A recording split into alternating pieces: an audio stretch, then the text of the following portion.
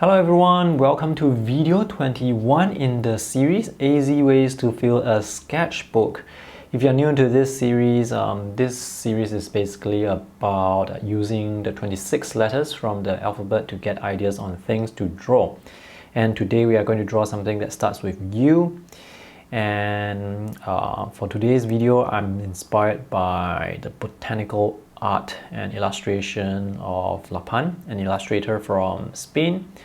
So he drew this very beautiful and very detailed botanical art that he shared recently on his website and Instagram page.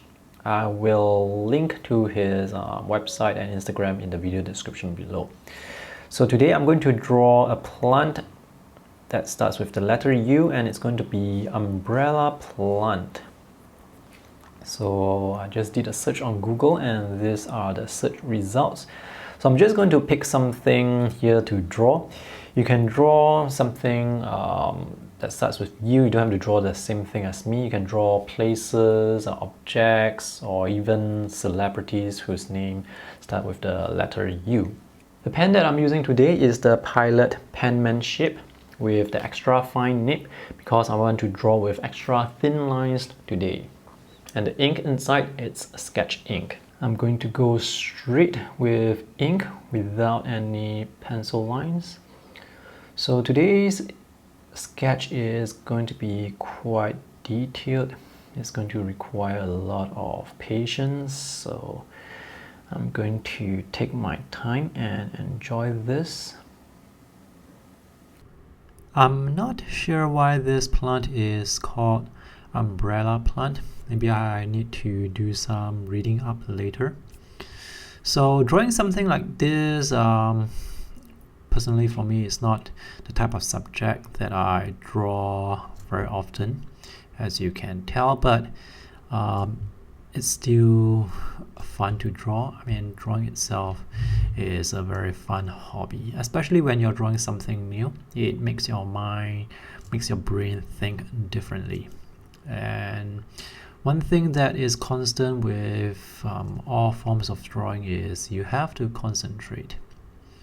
So this is the time lapse of my process. Notice for this particular sketch, I drew from the right side to the left side. I also cropped out some of the leaves. I did not draw the whole thing.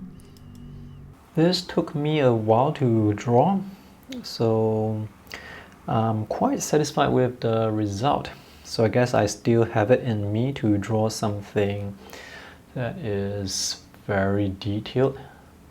I hope I have not missed out anything. Okay, I found something that I missed out. So it's the stem here.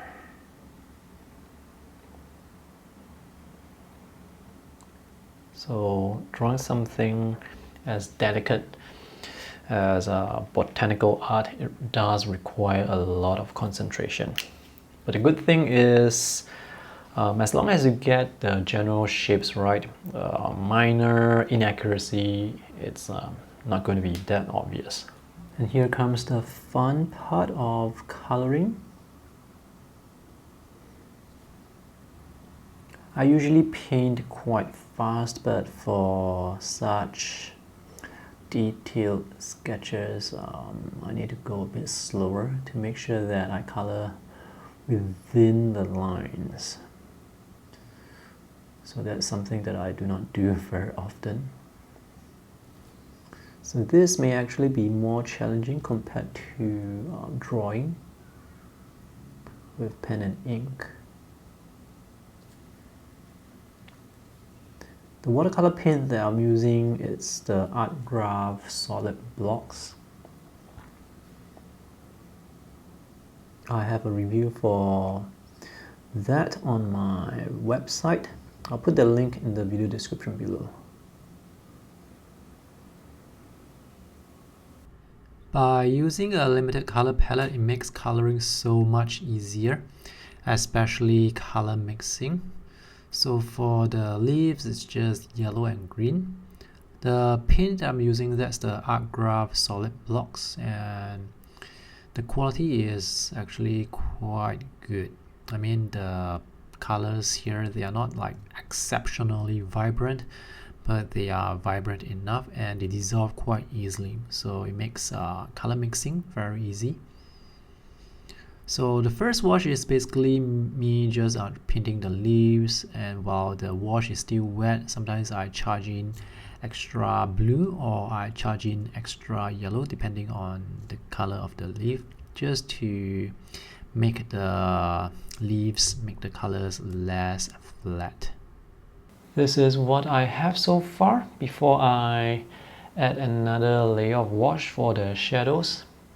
So painting this is quite therapeutic or meditative.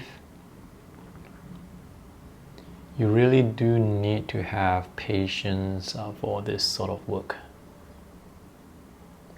So as you can see the color blends, that's from the wet on wet techniques.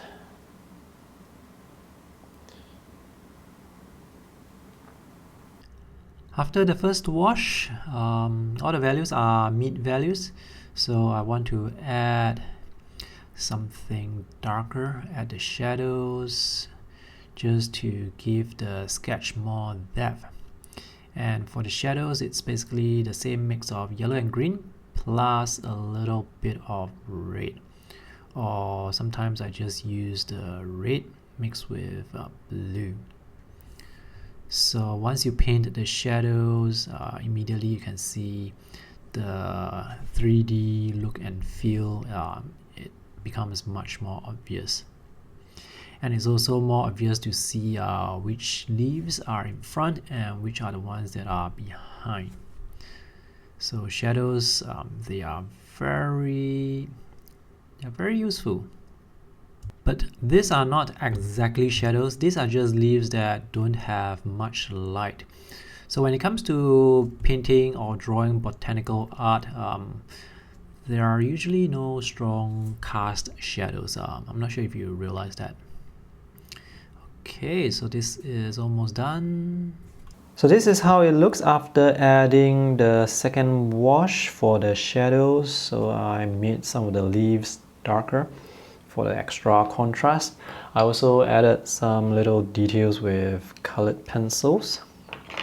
So for the leaf in the back, it's darker, which helps make the leaves in front pop out a bit more. Now this color pencil that I'm using, it's actually a bit difficult for me to draw those thin lines. And here we have darker leaves. And this color pencil, it's just not sharp enough. At least here for this line, you see, this was painted with watercolor. I mean, this is a negative shape painting, but this line here is so much clearer compared to these lines that I drew with colored pencils.